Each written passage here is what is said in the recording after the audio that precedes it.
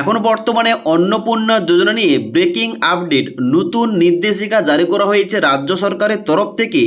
এই নির্দেশিকা অনুযায়ী দেখতে গেলে কেউ আর টাকা পাবেন না, মানে 90% মহিলারা কাউকে কিন্তু টাকা দেওয়া হবে না, এমনটাই কিন্তু রাজ্য সরকার বলতে চাইছে।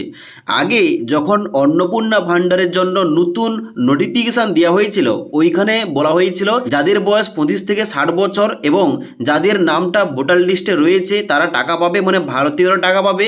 এবং যাদের বাড়িতে 4 চাকা গাড়ি রয়েছে, যারা ইনকাম ট্যাক্স দিয়ে থাকে, যারা জিএসটি দিয়ে থাকে, তারা শুধুমাত্র টাকা পাবে না। তবে এখন বর্তমানে রাজ্য সরকারের তরফ থেকে যে নতুন নোটিফিকেশানটা গতকাল দেওয়া হয়েছে, এই নিয়ে কিন্তু প্রচুর সমালোচনা চলছে। যার জন্য এখন বর্তমানে এই যে নোটিফিকেশানটা আমি ওপেন করে রেখেছি, এই নোটিফিকেশানে কি কি বলা হয়েছে A to Z আপনাদের স্টেপ বাই স্টেপ বলছি। অনস্ক্রিন দেখতে পাচ্ছেন, এখানে লেখা রয়েছে government of West Bengal office of the chief secretary 4/7/2026 তারিখ, যেখানে নোটিশে 1 নম্বর পয়েন্টে বলা হচ্ছে 1.62 crore application receive and 1.22 crore মানে 1,22,00,000 যাদের কিন্তু অ্যাপ্লিকেশানটা অ্যাপ্রুভ করা হয়েছে এবং যাদের রিজেক্ট করা হয়েছে তাদের কিন্তু সংখ্যাটা রয়েছে 27,83,000। এবং এখানে বলা হচ্ছে কি কারণে রিজেক্ট করা হয়েছে, বলা হচ্ছে এক্সক্লুশন ক্রাইটেরিয়া। যেমন এখানে যদি কেউ ইনকাম ট্যাক্স পে করে থাকে তাদের নামটা বাদ দেওয়া হয়েছে, যাদের এখানে 3টা রুম রয়েছে মানে 3টি পাকা রুম রয়েছে তাদের নাম বাদ দেওয়া হয়েছে, এবং যারা জিএসটি দিয়ে থাকে তাদের কিন্তু নামটা বাদ দেওয়া হয়েছে। তবে আগের যে নোটিফিকেশানটা, ওই নোটিফিকেশানে কিন্তু এই যে 3টে রুম, এই 3টে রুমের কথা কিন্তু বলা ছিল না। তবে এখন বর্তমানে আবার সরকার কিন্তু এই রকম ঘোষণা করছে। তাহলে মুখ্যমন্ত্রী যে বলল যে যারা ভারতীয়রা নাগরিক রয়েছে তারা কিন্তু অবশ্যই টাকা পাবে, যদি তার নামটা এসআইআরে বাদ না পড়ে তারা কিন্তু টাকা পাবে, যদি ইনকাম ট্যাক্স না দিয়ে থাকে টাকা পাবে।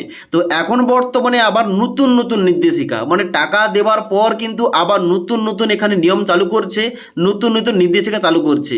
তো এইগুলো কিন্তু বললে হবে না, রাজ্য সরকারের যে কথাটা, যে নির্দেশিকা, সেটা কিন্তু একটাই থাকা উচিত। তো এটা কিন্তু আগে থেকে বলা উচিত। তাহলে যে সমস্ত মহিলারা ভুল করে ইচ্ছে করে এখানে 3টে রুম আছে তাও নো করে টাকাটা পেয়ে গেছে, তাদের কি হবে? তারা যে টাকাটা পেয়ে গেছে তাদের টাকাটা কি হবে, বা তারা কিন্তু টাকাটা পেতে থাকবে। কিন্তু যে সত্যি কথা বলেছে, যে ফর্ম ফিল আপ করার সময় সত্যি কথা বলেছে, এখন বর্তমানে 3টে পাকা বাড়ি সবার প্রায় রয়েছে। তবে যারা সত্যি কথা বললো তাদের কিন্তু এখানে টাকাটা দেওয়া হয়নি, তাদের রিজেক্ট করা হয়েছে, আবার ওটা বর্তমানে আন্ডার ইনকোয়ারি রয়েছে। তো অবশ্যই এটা কিন্তু ভাবতে হবে সরকারকে, কারণ এখন কিন্তু বর্তমানে গ্রামের গঞ্জে আমরা প্রত্যেকে জানি যে একান্নবর্তী ফ্যামিলি 2 ভাই 3 ভাই 4 ভাই রয়েছে, 4 ভাই কিন্তু একসঙ্গে রয়েছে।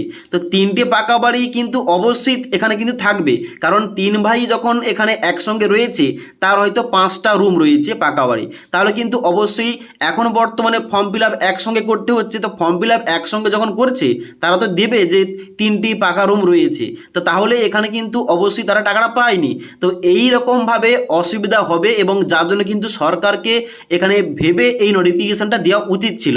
তো এই রকম কিন্তু নতুন নোটিফিকেশান অনুযায়ী এইটাই আপডেট। এখানে যে যাদের অ্যাপ্লিকেশানটা রিজেক্ট করা হয়েছিল গত 2 দিন আগে, এখানে কিন্তু এই সমস্ত কারণ মেনে দেওয়া হয়েছিল। 3টে পাকা রুম থাকলে, ইনকাম ট্যাক্স দিয়ে থাকলে, আবার জিএসটি দিয়ে থাকলে, এই সমস্ত ক্রাইটেরিয়া। তবে সমস্ত কিছু ঠিকঠাক আছে, কিন্তু এই যে 3টে রুমের ক্রাইটেরিয়া, এটা কিন্তু যদি মানা হয় তাহলে কিন্তু কেউ আর টাকা পাবে না, মানে 90% মহিলার নামটা বাদ চলে যাবে। মানে হতে পারে যে 20 থেকে 30 লক্ষ শুধুমাত্র মহিলার টাকা পাবে, আর না হলে কেউ টাকা পাবে না, যদি এই নিয়মটা মানতে হয় সত্যিকারের। এবার এখন বর্তমানে যাদের ফর্মটা এখানে রিজেক্ট থেকে আন্ডার ইনকোয়ারি হয়ে গেছে তাদের কিন্তু আবার পুনরায় ভেরিফিকেশান হবে, যাচাই হবে, এবং এখানে কিন্তু ডেটটা দেওয়া রয়েছে 10ই জুলাই, এবং তারপরে কিন্তু তাদের অ্যাকাউন্টে টাকা যাবে যদি যোগ্য মনে হয়। তো এইটাই যে নতুন নোটিফিকেশান দেওয়া হয়েছে আপনাদের বলে দিলাম। আপনাদের এই সম্বন্ধে কি মতামত অবশ্যই নিচে কমেন্ট করে লিখে জানাবেন। তাছাড়া আজকের এই ভিডিওটির আপডেট ভালো লেগে থাকলে একটি লাইক করবেন এবং বন্ধুদের অবশ্যই ভিডিওটি শেয়ার করে দেবেন।